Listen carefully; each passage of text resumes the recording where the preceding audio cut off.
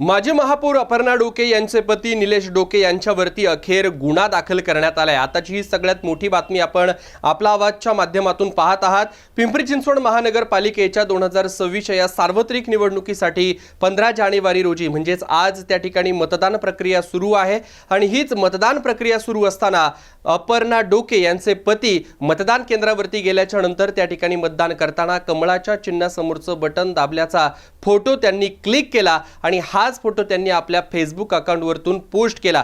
हा photo post करत असताना त्यांनी कॅप्शन मध्ये लिहिलंय की अपर्णा डोके यांना बहुमताने विजय करा आणि हा फोटो त्या ठिकाणी व्हायरल झाला। याच्यावरती हरकत नोंदवण्यात आली आणि त्या ठिकाणी पोलिसांकडून निलेश डोके जे की माजी महापौर अपर्णा डोके यांचे पती आहेत त्यांच्यावरती गुन्हा देखील त्या ठिकाणी नोंदवण्यात आलाय। खरं तर पिंपरी चिंचवड महानगरपालिकेची ही सार्वत्रिक निवडणूक होत असताना पिंपरी चिंचवड पोलीस त्या ठिकाणी मतदानाच्या दिवशी ॲक्शन मोडवरती असल्याचं आपल्याला पाहायला मिळतंय आणि याचाच एक भाग म्हणून अपर्णा डोके यांचे पती निलेश डोके यांच्यावरती गुन्हा दाखल झाल्याचं आपल्याला या ठिकाणी पाहायला मिळतंय। पिंपरी चिंचवडच्या या सगळ्या मतदान प्रक्रियेवरती पिंपरी चिंचवड पोलिसांचा आणि निवडणूक आयोगाचं देखील त्या ठिकाणी बारकाईने लक्ष असणार आहे। कोणताही अनुचित प्रकार घडू नये यासाठी देखील खबरदारी ही पोलिसांकडून घेतल्याचं आपल्याला त्या ठिकाणी पाहायला मिळतंय।